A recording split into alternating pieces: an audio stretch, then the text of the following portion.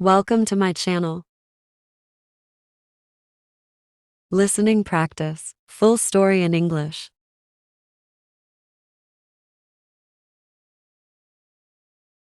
A female squirrel. Long time ago, in a forest there was a group of squirrels eating coconuts. The male squirrels liked to jump from tree to tree, and the female squirrels preferred to creep because the female squirrels were afraid to jump. In the midst of a group of squirrels, there was a female squirrel who was very unique. She not only crawled like other female squirrels, but she also liked to jump like male squirrels. Before the female squirrel could jump, she first learned from the old squirrel how to jump like a male squirrel. The male squirrels could jump well because they learned from the old squirrel. The female squirrel went to the old squirrel to be adopted as his student, but the old squirrel refused because the female squirrel was a female squirrel. She was supposed to crawl and didn't need to jump like a male squirrel. But the female squirrel did not give up. She came to the old squirrel's house every day, persuading the old squirrel to teach her how to jump from tree to tree easily. Seeing the female squirrel's sincerity in learning to jump, the old squirrel felt sorry for her and accepted the female squirrel's request. The old squirrel would teach the female squirrel how to jump like a male squirrel. The old squirrel ordered the female squirrel to come to his house early tomorrow morning to practice. The next day, the female squirrel came as promised. The first day she practiced was very bad. She always fell from the tree. Her body felt sick.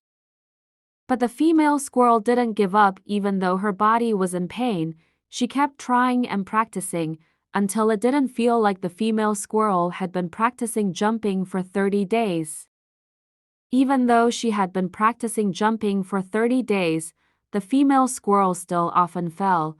Because of her never giving up nature, the female squirrel continued to practice jumping. The female squirrel practiced not only at the old squirrel's place, but when she returned home, she also continued to practice alone. It took 60 days for the female squirrel to practice jumping. Finally, her efforts were successful. The female squirrel could jump as fast as the male squirrel. The female squirrel felt very happy and very proud of her efforts so far.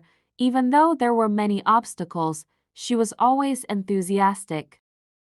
The female squirrel was finally able to jump from tree to tree with the males.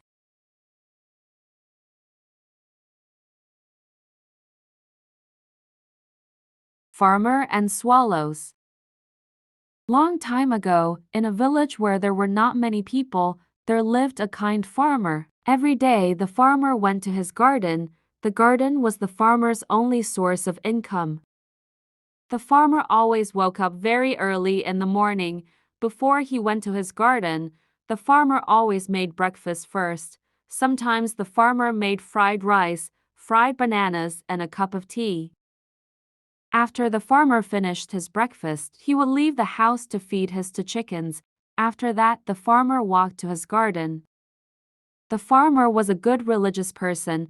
Before he started his work, he always prayed first. After he finished praying, the farmer started climbing a tall tree and then pruned the tree. He worked on dozens of orange trees alone. When the farmer felt tired, he would stop for a moment to sit and drink. Sometimes the farmer would just sit on the tree to stop for a moment. All the parasites were cleaned from the trees because they were not good for the health of the trees, until the farmer climbed an orange tree with a bird's nest. The farmer accidentally cut a trunk containing a bird's nest. When the bird's nest fell from the tree, the farmer immediately went down and saw the bird's nest. The farmer took the bird's nest and saw that in the nest there were 3 young birds that had just hatched and another one was still an egg. All parasites that could damage the health of the tree should have been removed, but the farmer couldn't bear to get rid of the baby birds. The farmer felt sorry for the birds.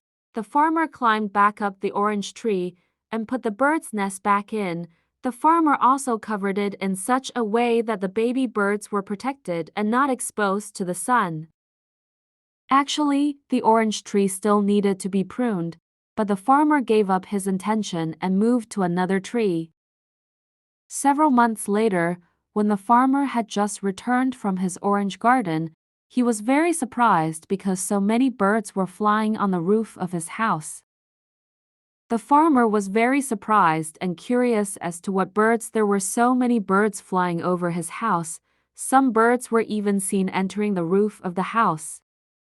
The farmer took a ladder and climbed on the roof of his house. When the farmer could clearly see the bird, how happy the farmer was when he was sure that the birds he saw were swallows. Swallows were able to produce an elixir from their saliva called swallow's nest, which when collected and sold was very expensive. The farmer felt very happy, then he remembered the bird's nest he found in his orange tree a few months ago. The farmer immediately got off the roof, and day after day, the farmer was busy making and repairing the roof of his house so that the swallows could comfortably live on the roof of his house. Day by day, more and more swallows lived on the roof of the farmer's house until it didn't seem like the swallows already had a lot of nests. The farmer was very happy to take enough nests and sell them. The farmer was very grateful for the presence of swallows. As long as the presence of swallows made the farmer's life more prosperous, the farmer never thought that swallows would choose his house. The farmer always distributed free swallows' nests to his neighbors who came to see the swallows.